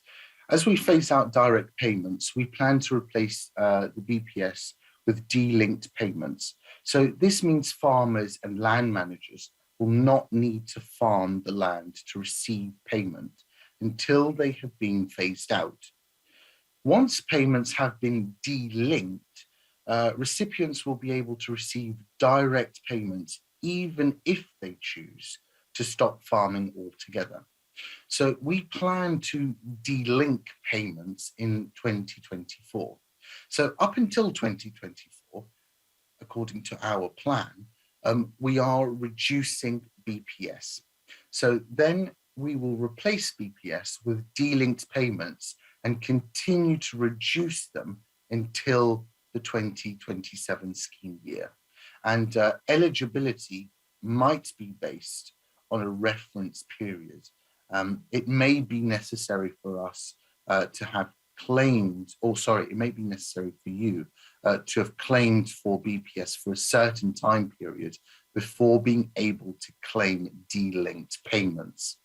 So we are also looking at offering farmers the option of a one-off lump sum in place of any further direct payments. This is called the lump sum exit scheme. So we recently held a consultation with farmers, land managers, and other stakeholders on the details of both de-linking and lump sum payments. And we will publish a summary of the responses to that very soon. And that will be on gov.uk. Next slide, please. Perfect, thank you. So now we come to the cornerstone of our approach to agriculture, the new environmental land management scheme. So this is everything that you guys have wanted. So through the schemes, farmers and land managers may be rewarded for delivering environmentally sustainable actions and other benefits that society relies upon.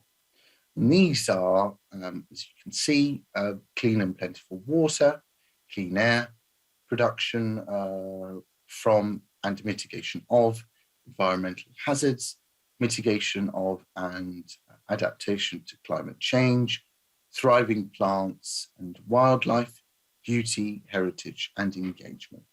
And it's important to note that we are co-designing the schemes in partnership with farmers and other experts to ensure they work in practice and deliver the goals we want to achieve. Next slide, please.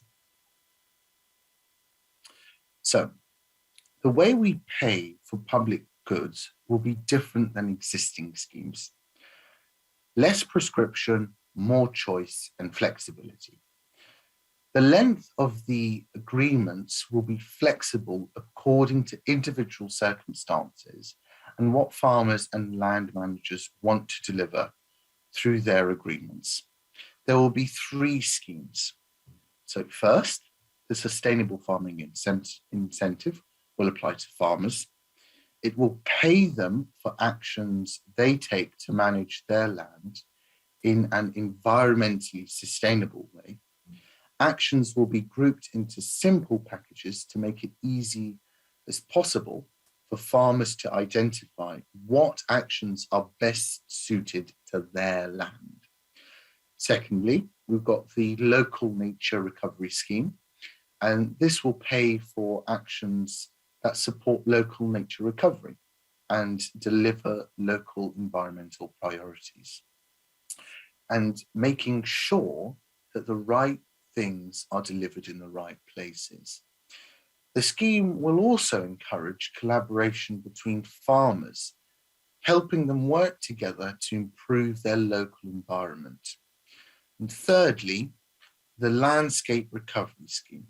And this will support the delivery of landscape and recovery through long-term land use change projects. And that includes projects to restore wilder landscapes in places where that is appropriate, large-scale tree planting and peatland restoration projects. These projects can deliver a wide variety of environmental outcomes and support local environmental priorities while making an important contribution to national targets.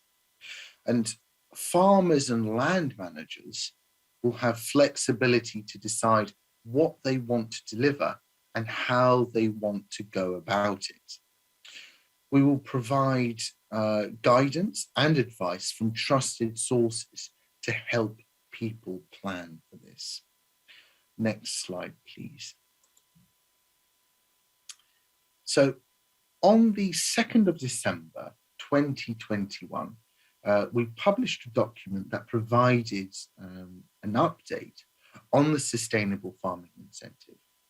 This means that we are able to provide some more detail on this particular scheme. We will be publishing more information on local nature recovery and landscape recovery in the new year. SFI is aimed at farmers paying for actions that relate to farming activities. It will generate significant environment outputs through near universal uptake. Through SFI, within a few years, we want all farmers to see producing environmental and climate change benefits as an integral part of their business, alongside food production. We will know SFI is successful when we can see large-scale adoption of the scheme across the range of farm types, locations, and tenancy agreements, with 70% of farms and farmland in the scheme by 2028. Farmers increasing their coverage in terms of both land and range of standards and levels of ambition over time. Finally, evidence of ambitious outcomes we expect to see for the environment, climate, and animal health and welfare. And that's for us how we will know how successful SFI is. Next slide, please. To begin with, let me focus on eligibility. So when this scheme launches in 2022, this year, the environmental standards will be open to farmers who are eligible for payments under the basic payment scheme. Agreement holders must have management control of the land for the duration of their 3-year agreement. Farmers can choose how many of their fields to enter into SFI standards. They do not have to enter their whole farm. This is to provide a low-risk way for farmers to enter into the scheme incrementally, rather than having an all or nothing approach. Normally, whole fields must be entered because the actions make sense at a field level, and that is the basis for making payments. Farmers in existing agri-environmental schemes will be eligible too, and you can participate in more than one environmental land management scheme once they become available. But we will not pay someone twice for the same activity, and you must not commit to contradictory actions on the same area of land. Land must be in England to be eligible for SFI, as we don't hold sway in the devolved administrations. Cross-border land parcels will not be eligible for SFI in early rollout. In time, we will break the link between BPS eligibility and SFI eligibility. We will open an SFI application window in 2022 to allow us to make the first SFI payments before the end of the year. The window will be open for at least 10 weeks. It will be timed to minimize disruption with BPS claims and to allow people to make choices alongside other schemes such as countryside stewardship. We will confirm with you precise dates of the application window in the new year. So in later years, most likely after 2024, we will look to allow farmers to apply for and enter into SFI at any time of the year. Next slide, please. Thank you. So the initial phase of SFI has been designed to run alongside countryside stewardship. For those with countryside stewardship agreements and providing environmental outcomes, they are able to have an SFI agreement as well as an existing agreement as long as certain criteria are met. SFI agreements will last for 3 years, with some flexibility for farmers to amend every 12 months from their start date. This will give greater flexibility than current countryside stewardship agreements, which generally last for 5 years with minimal flexibility to amend. Land can be in both the sustainable farming incentive and the countryside stewardship, as long as the actions are not contradictory. And we don't end up paying twice for the same actions. The aim is flexibility. It is about what works best for the farmer and their particular circumstances. Next slide, please. So on the countryside stewardship, we plan to open the countryside stewardship in 2023, offer in February 2022. So with offers for the higher tier, mid-tier, and wildlife offers and capital grants. This is for revenue agreements starting on the 1st of January 2023. The scheme will also be open to new applicants in 2023 for agreements starting in 2024. So we've also reviewed countryside stewardship revenue payments, and we will be increasing payment rates for the majority of revenue options to reflect changes in agricultural market rates since payment rates were set in 2013. Where rates have increased, we will increase payment rates for all existing agreement holders with effect from January of this year. Compared to 2013 rates, there is an average increase of around 30%, but the changes vary for different options. Some payment rates have stayed the same, and rates for a minority of options have reduced, because in these cases, costs have gone down. For these options, we will not reduce rates for existing agreements or those starting on the 1st of January 2022. We will apply the reduced rates to new agreements starting from the 1st of January 2023. This will be the first review of the countryside stewardship revenue payments rates. We're also making other improvements. So we have made it easier to submit applications electronically, reduced evidence needed to support applications, changed the approach to inspections, and finally introduced a fairer approach and more proportionate approach to penalties. Next slide, please.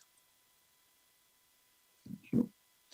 So on the 6th of January of this year, we published the local nature recovery and landscape recovery documents with more detail on the two schemes. They can be found on gov.uk. We're positioning the LNR as the improved and more ambitious successor to the countryside stewardship scheme in England, saying it will take the best of the countryside stewardship and add in some new elements to make a scheme that has a wider appeal and can deliver more and better outcomes in a less bureaucratic and more supportive way. And it will pay for actions to make space for nature in the farm's landscape and the wider countryside alongside food production. Next slide, please. So the local nature recovery options will initially cover the following themes. So first, managing feeding, shelter and breeding areas for wildlife on arable farms, managing, restoring and creating grassland habitats, wetland habitats, coastal habitats and lowland heathland, managing and restoring areas of upland and lowland peat and moorland on farms and in the wider countryside, targeted measures to support the recovery and reintroduction of particular wildlife species, such as creating and managing nesting and feeding habitat, and to tackle non-native invasive species, managing and creating trees and woodlands, noting that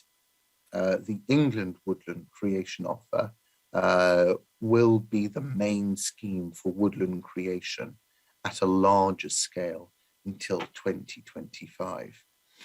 So nature-based solutions for water, such as creating and managing in-field vegetation, buffer strips and swales to reduce filter runoff and to contribute to improving water quality and water availability and mitigating flood risk.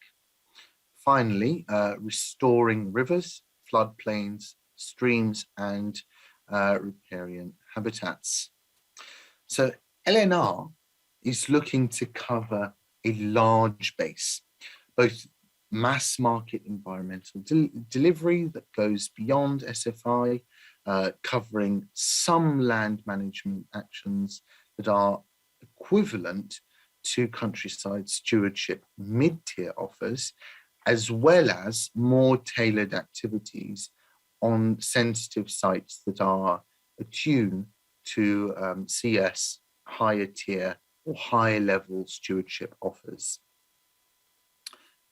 So local nature recovery will be open to farmers, foresters and other land managers who can deliver the land management activities the scheme pays for on their land.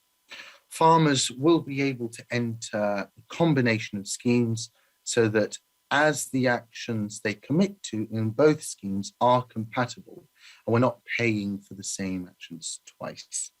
Common land will need a single entity for entering agreements. We will work closely with you stakeholders to design this, building on what works in existing schemes and the work we will have already done in designing SFI. Next slide, please.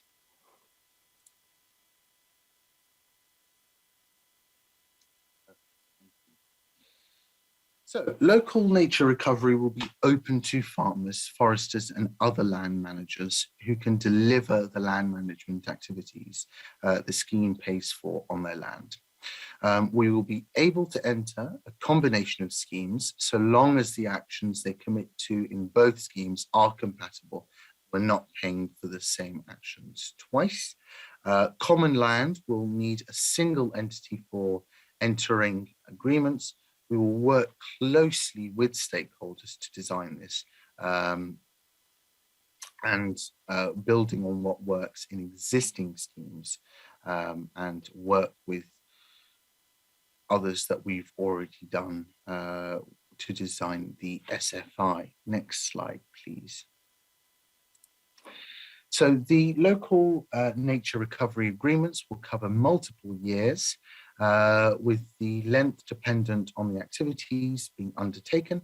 There'll be flexibility to allow people to add more options or land into their agreement over time.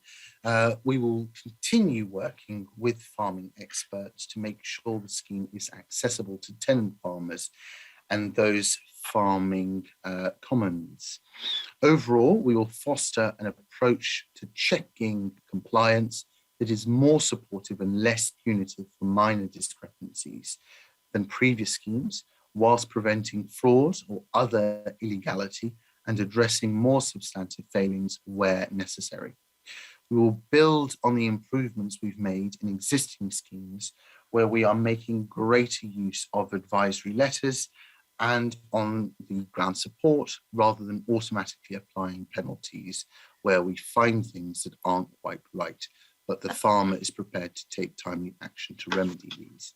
That's great. Thank you very much, Jean-Claude. We have so little time with you. So do you mind if you've got any sort of big highlights, because I've got a few questions coming through.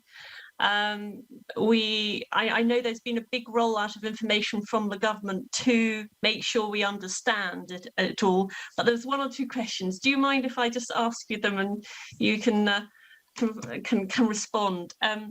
Yep. So one is timetabling very, very quickly.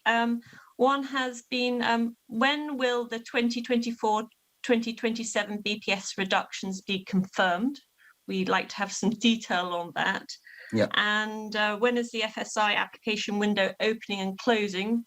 In your slide, you say this year. We are in this year. Yes, so we are useful. in this year. Yes. So from what I know is that, sorry, could you repeat your first? The first one was the BPS. BPS window, the 2024-2027 BPS reductions confirmed. Okay, so on that, we don't actually have the date confirmed as of yet internally, but we will be sending out communications about that later this year. But we will be sending out comms throughout to make sure that you are all informed about that. So apologies that I don't have an answer for that yet, but it hasn't been confirmed. That would be quite a pressing thing for us. Yes, so I'm sure it send will. that upstairs, please. And then the window for So SFI. Okay, so the window for SFI, we are looking to have that open during the middle of this year. Exact dates haven't yet been confirmed because we are working on the final touches of that to make sure that the scheme rolls out in a timely fashion, but with no mistakes for you guys. So again, we will be communicating that to you all in a timely That's fashion. great. Another question on SFI. If 70% of farms and farmland are in FSI by 2028, but only 33% of the money is being given, how can you justify when BPS cuts have been targeted to reduce the historic payment imbalance? So for us, it's very important that obviously we work with farmers, and initially, especially with the rollout of the scheme, we will be looking for comments and suggestions about how we can then move forward with the scheme. So if there are any kind of discrepancies there that farmers feel like are important to highlight to us, you are all more than welcome to write to us. I think we've got on the penultimate slide, you've got our email address, so we're more than happy to take account of any of your comments. That's great, thank you. It's on the slides right now. It's not your one then. No, it's not my one, but I will be looking. You'll know the answers. Okay. I have another question. Do you think DEFRA's got the proportion of funds supporting environmental measures in elms balanced correctly with the need for competitive food production? And what's the overall split between the two funding pots? So unfortunately, I can't give details about the split between the two funding pots because I don't have that. That is a Treasury matter. We obviously work very closely with the Treasury, and I'm more than happy to provide that information at a later stage. However, in terms of providing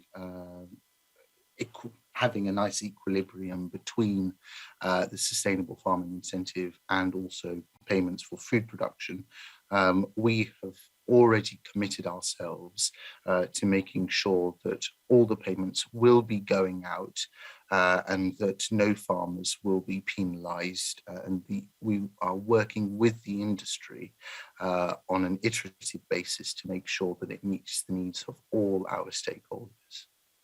Okay, I've got a question again, SFI and seed growers. So how can seed growers in the middle of an SFI option to plant multi-species cover crops and comply with statutory requirements of years of crop separation be able to access advance options? So for that, I would encourage, in order to get more detail, I'd actually encourage you to email us with that, because we would be able to provide you with a lot more detail and provide you with legally accurate advice about that. I wouldn't want to say something that wasn't accurate, but we will. My team will be picking that up with whoever it was that answered that question. Yeah, I do have a person who directly answered that. But also about advice. Yes. Will farmers or farms have a Natural England advisor? Until very recently, we had an allocated advisor who could provide very specific prompt advice. Yeah. That's what we need. The ground making decisions, immediate yes, no, we're doing it right. Don't want to be penalised. How can we make it work? Of course, but that also coincides with our new policy of making sure that we have a much more proportionate and understanding approach towards penalties, and particularly as we transition between now and 2027, we will be making sure that farmers are not unduly penalised. I know that what you want is advice, and we will be making sure that you get that correct advice, and we will be providing you with more advisors. more Rebecca, guidance. here we come. Yeah, so we will be providing you with more guidance as these projects we are working on are getting more and more feedback from you all. And like I said, we are very willing to work iteratively with the industry to make sure that we provide for you. Okay, one final question just for you, and then we'll go to final questions, which is open to every speaker. Yep.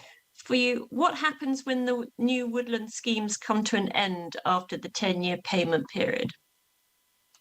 So after the 10-year payment period, what we're looking to do is to introduce other schemes that I think I probably would have mentioned if I had more time. Apologies for that. I think you can. Are you able to share the slides with the rest of the audience? I think that's what we're going to do. We're going to share the rest of your slides with everybody, and anyone who wishes to get that the whole gallery of slides from you will definitely contact us, and that will be available. Yeah, so the details of that will be on the landscape recovery slide. So we will be transitioning from what you've said to landscape recovery, and that obviously includes woodlands as well. So we'll find the answer to that question it in is that. on, Okay, brilliant. It'll be on the recorded version, I've been told, all your slides. But thank you very much. We really appreciate your time to explain further what the government's thinking and how to make this all work. So now we just have 5 more minutes to have final questions. And there was one which really stood out from people asking it, and it was to do principally between one of Jean-Charles's first slides and Sean's response to it, really, which is up here at the moment. I've asked the IT gurus to do that. Your agricultural transition. Where is food on that slide? Where is farm commodity value, farming profitability, or financial stability for the industry on that slide? Sean and Jean-Charles, okay. whoever wants to take that question. Okay, all right. So I will try my best to answer that. So obviously food is very, very important to us, and it has coloured all our policies. So for us, it is very much a meta priority for us that overarches everything. So we are obviously committed to food security, and that is something that is not just important to me, but also to the rest of the department and the Secretary of State. So we have made sure that all our policies are in line with our ability to ensure food security. That is not something that we want to, forfeit. I don't know if Sean wants to comment further. I will just make 2 brief observations. I think you're probably as aware as I am that food security for this government means having the ability to access food any part in the world at any time. That's been their position for 20 years, and as far as I'm aware, it continues to be. The second point really is, you know, I listened to all this detail. You've obviously thought a great deal about it. You've put a great deal of thought into it, and you know, we see what's going on.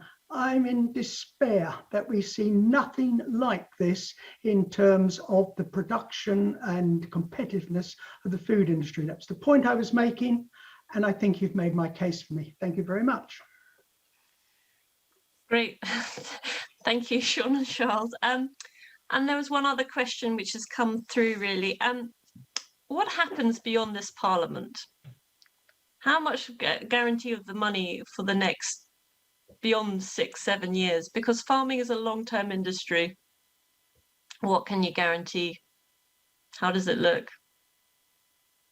Jean-Charles, do you have a thought? Yes, I can see that this is okay. Yeah.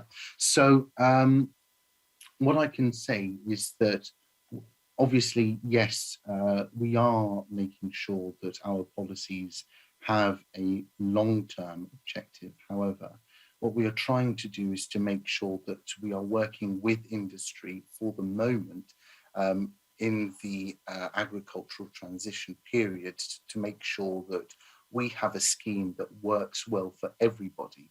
And this is a kind of space for you and for us to work iteratively to make the necessary changes that are suitable for our objectives, your objectives, our aims, and your aims. And I just have to emphasize that, you know, it might look like, you know, them and us kind of situation, but we are on your side. We are wanting to defend the industry. That is our job. So we do not want to do something that will damage or harm the industry. So that is why we are making sure that we have this transition period so that people can adapt to this real massive change in the regime, so that people are not, you know, slipping through the cracks, and that we work with you to make sure that that doesn't happen.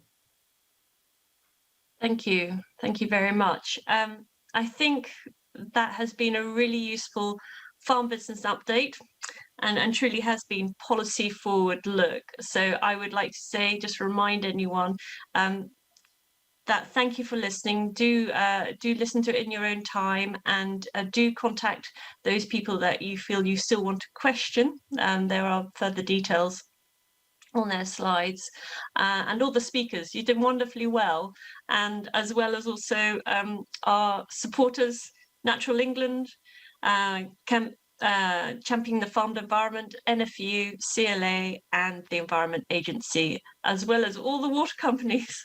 So thank you, and we'll look forward to our next farming business update very shortly. Thank you. Bye-bye.